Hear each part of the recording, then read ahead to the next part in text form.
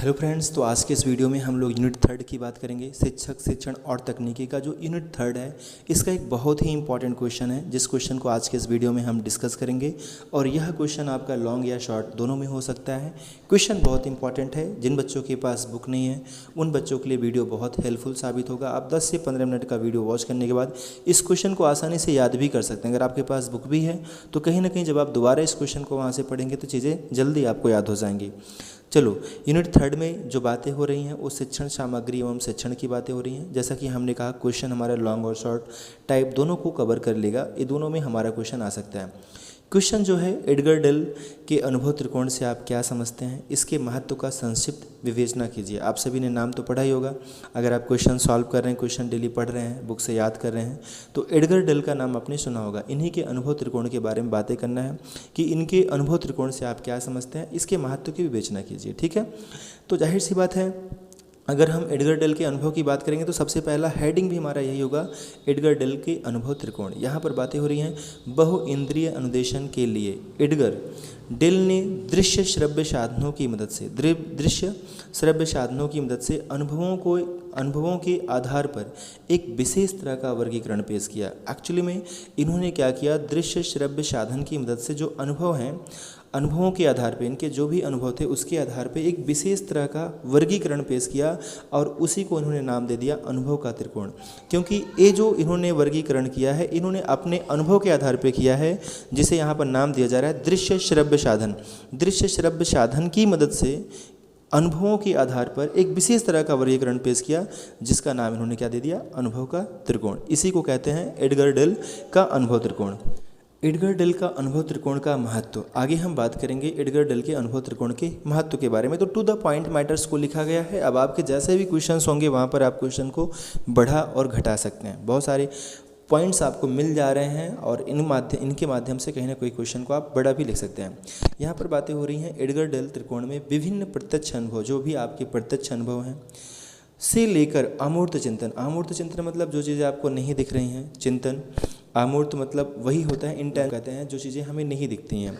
अमूर्त चिंतन तक जितने भी प्रकार के अनुभव विभिन्न सहायक साधनों द्वारा हो सकते हैं। इन्होंने कहा कि जो हमारे प्रत्यक्ष अनुभव हैं, वहाँ से लेकर जो हमारे अमूर्त चिंतन हैं, इन चीज़ों का अनुभव जितने भी विभिन्न प्रकार के साधनों द्वारा हो सकते हैं, उन अनुभवों को प्रदान करने में सहायक साधनों को विभिन्न श्रेणियों में प्रदान करने का प्रयास किया गया है।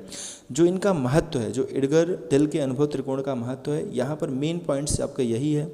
इसका जो मेन इंपॉर्टेंस है वो यही है, जो भी आपके प्रत्यक्ष अनुभव हैं, जो आपके अमूर्त चिंतन हैं, उनके अनुभव को कहीं ना कहीं आप करने के लिए विभिन्न तरह के साधनों का प्रयोग करते हैं और उन्हीं विभिन्न तरह के साधनों को इन्होंने क्या किया, विभिन्न श्रेणियों में प्रदान करने का प्रयास किया। यानी कह सकते हैं इन्होंने क्या किया, उन साधनों को विभिन्न श्रेणियों में बांटने का काम किया है।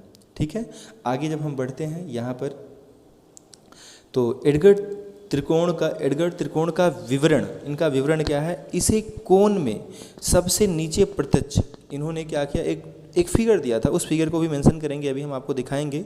उस फिगर में इन्होंने क्या किया, इस कोण में, कोण इन द सेंस आप समझ रहे हैं, जो शंक्वाकार फिगर होता है उसी को हम लोग कोण कहते हैं। ठीक है, आपने 3D पढ़ा होगा मैथ में, तो वहाँ पर कोण आपने पढ़ा होगा। कोण मतलब शंकु, जो शंक्वाकार फिगर होते हैं उन्हें हम कोण कहते हैं। इस कोण में सबसे नीचे प्रत्यक्ष एवं सार्थक अनुभव को शामिल किया गया है। जो कोण का सबसे निचला हिस्सा है, उस निचले हिस्से में इन्होंने सार्थक अनुभव को शामिल किया कि यहाँ ये जो पार्ट है, ये हमारा सार्थक अनुभव का हिस्सा है और ये अनुभव सबसे प्रबल माने जाते हैं। ये जो अनुभव है ये सबसे प्रबल है, यानी यही सबसे अच्छे अनुभव माने जाते हैं। इन अनुभवों को प्रदान करने वाले दृश्य श्रव्य साधनों का विवरण दिया गया है। कहाँ दिया गया है, नीचे इस फिगर में दिया गया है। अब आप समझो, यही एक कोण का फिगर है, जो एक ट्रायंगुलर शेप है और इसी को हम लोग कोण भी कह सकते हैं। आपको पता होगा, नीचे अगर हमारा एक सर्कल का डिज़ाइन बन जाता है तो हमारा कोण हो जाता है। अब अगर आप देखोगे तो नीचे इन्होंने क्या कहा, जो सबसे निचला हिस्सा है वो अनुभव, सार्थक अनुभवों को शामिल किया गया है। तो आप जब देखेंगे यहाँ पर जो नीचे के हमारे अनुभव हैं वो क्या है, वास्तविक कृत्रिम अनुभव, आयोजित कृत्रिम अनुभव, अभिनय करना, प्रदर्शन, भ्रमण, तो ये सब हमारे एक सार्थक अनुभव हैं और इसे सबसे प्रबल माना जाता है। इस चित्र में दृश्य श्रव्य साधनों के शिक्षण प्रभावों को भी दर्शाया गया है। जो हमारे दृश्य श्रव्य साधन होते हैं उस शिक्षण को प्रभाव को भी दर्शाया गया है। अगर आप ध्यान देना, अगर एडगर डेल का क्वेश्चन आता है, इनके अनुभव के त्रिकोण का क्वेश्चन आता है। तो जो इसके पहले आपने पॉइंट्स पढ़ा है, सबसे पहले तो एडगर डेल का त्रिकोण अनुभव क्या है उसके बारे में लिखना है। उसके बाद इनके महत्व के बारे महत्व में आपने क्या पढ़ा, महत्व में आपने पढ़ा प्रत्यक्ष अनुभव जो हैं आपके, और जो अमूर्त चिंतन है, उन चीज़ों को करने के लिए विभिन्न तरह के साधनों का प्रयोग किया जाता है, और उन्हीं साधनों को हम क्या करते हैं, बांटने का काम करते हैं, क्रमबद्ध श्रेणियों में बांटने का काम करते हैं। तो वो सारी चीज़ें आपको याद होनी चाहिए। उसके बाद इस डायग्राम को आपको वहाँ ज़रूर मेंशन कर देना है। ये डायग्राम ही कहीं ना कहीं एडगर डेल के अनुभव के त्रिकोण को दर्शाता है, क्योंकि अगर आप इस डायग्राम को नहीं छापते हैं तो एक क्वेश्चन लगभग इनकम्प्लीट होगा। ऐसा समझा जाएगा कि आपने बस क्वेश्चन को बना के लिखने का प्रयास किया है, ना कि आपने इसे पढ़ रखा है। लेकिन इस फिगर को बनाने से यह जाहिर हो जाएगा कि आपने इस क्वेश्चन को प्रॉपर तरीके से तैयार कर रखा है, और तैयार करने के बाद आपने इसका आंसर दिया है। तो इसलिए इस फिगर को आप अच्छे से पढ़ लेना, 7 से 8 बार अपनी कॉपी में जब बनाओगे लिख के, तो आपको अच्छे से याद भी हो जाएगा। आगे यहाँ लिखा गया है, यदि हम चित्र को ध्यान से देखें तो एक लंबी रेखा ऊपर से नीचे की ओर घटता हुआ प्रभाव दिखाई पड़ता है।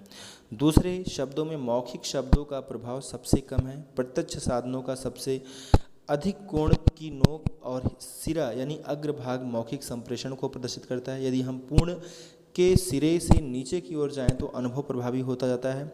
मौखिक संकेतों की अपेक्षा वास्तविक प्रत्यक्ष अनुभव बहुत प्रभावशाली होते हैं। यहाँ पर हमें कहा गया जो हमारे ये वास्तविक अनुभव हैं ये मौखिक के तुलना में कहीं ना कहीं ज़्यादा प्रभावशाली होते हैं। और ये भी हमें दर्शाया गया था कि जो कोण का निचला हिस्सा है ये कहीं ना कहीं ज़्यादा प्रबल अनुभव होता है। तो इसलिए हमें इसी के बारे में यहाँ पर लिखा गया। तो कहीं ना कहीं इसमें दर्शाया भी गया था कि जो नीचे का अनुभव है वो कहीं ना कहीं हमारा एक प्रबल अनुभव होता है, और ऊपर लिखा है मौखिक संकेत, और नीचे फिर इस लाइन में लिख दिया गया कि जो हमारा वास्तविक अनुभव है वो मौखिक के सापेक्ष कहीं ना कहीं ज़्यादा अच्छा होता है, ज़्यादा बेहतर होता है।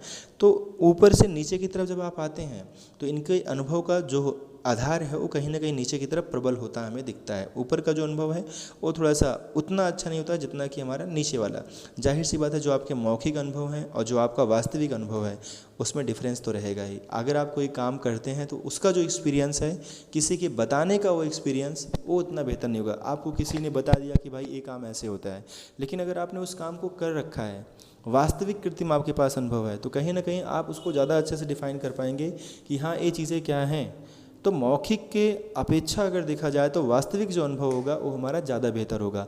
और इन चीज़ों को एग्जाम्पल के थ्रू आप वहाँ लिख सकते हैं। जैसे आप ये फिगर बनाए, आपने इस लाइन को भी लिखा, इसके बाद जो मैं आपको एग्जाम्पल दे रहा हूँ, ऐसा किसी भी टॉपिक पे एग्जाम्पल लेके श्याम ने जो है एक काम किया या कोई भी काम किया, ठीक है, उसके काम को दर्शा के बता दीजिए। उन्होंने किसी के द्वारा सुना था तो उसका जो अनुभव है उसके सुनने की अपेक्षा अगर वो काम को करता है तो वो अनुभव ज़्यादा प्रभावशाली होगा।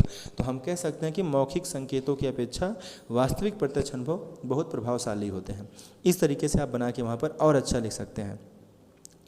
पहले वर्ग में 4 शैक्षिक तकनीकी साधन आते हैं, दूसरे में प्रक्षेपी परीक्षण साधन आते हैं। इनका प्रभाव पहले शैक्षिक साधनों से कम होता है। इसके अंतर्गत मुख्य चलचित्र, फिल्म, पट्टियाँ आदि आती हैं। तीसरे वर्ग में आप रेसिपी साधन सम्मिलित करते हैं। इसका प्रभाव प्रथम 2 वर्गों से कम है। इसके अंतर्गत बुलेटिन बोर्ड, पोस्टर, चार्ट, चित्र आदि आते हैं। चौथे वर्ग में मौखिक साधन है। इसका इंद्रियों पर शैक्षिक प्रभाव सबसे कम होता है ना। तो उन्हीं के बारे में लिखा गया है, उसको 4 बराबर भागों में बांटा गया है। आप उन भागों को तैयार कर लेना, किस भाग में किसकी बातें की जा रही हैं मैंने यहाँ पर लिख रखा है, आपको ये याद करना पड़ेगा। ठीक है, कुछ पॉइंट्स आपके याद करने को होते हैं। अब यहाँ पर डियर स्टूडेंट्स आगे जब हम बढ़ेंगे, सारणी अनुभव त्रिकोण का विवरण, यहाँ पर इस सारणी को भी याद कर लेना। मैं पूरी सारणियों को बता नहीं रहा हूँ, लेकिन आपको दिख रहा है, इसका स्क्रीनशॉट ले सकते हैं। यहाँ अनुभव है, विवरण है, उदाहरण है, तो इस चीज़ को भी आप लिख लेना। 2-4 ही याद कर लेना, लेकिन इसको भी याद कर लेना। तो एडगर डेल का जो अनुभव का त्रिकोण है ये कहीं ना कहीं क्वेश्चन कंप्लीट हो जाएगा और आप इसका आंसर दे पाएंगे। हमने इसमें कुछ भी नहीं छोड़ा है, सारी चीज़ों को मेंशन कर रखा है। इतना ही प्रश्न आपका है, बस अगर ये विस्तृत उत्तरी में आता है तो इसी प्रश्न को थोड़ा सा और बढ़ा के एग्जाम्पल्स दे के आप लिख सकते हैं और अच्छे से आप अपना रिप्लाई दे सकते हैं।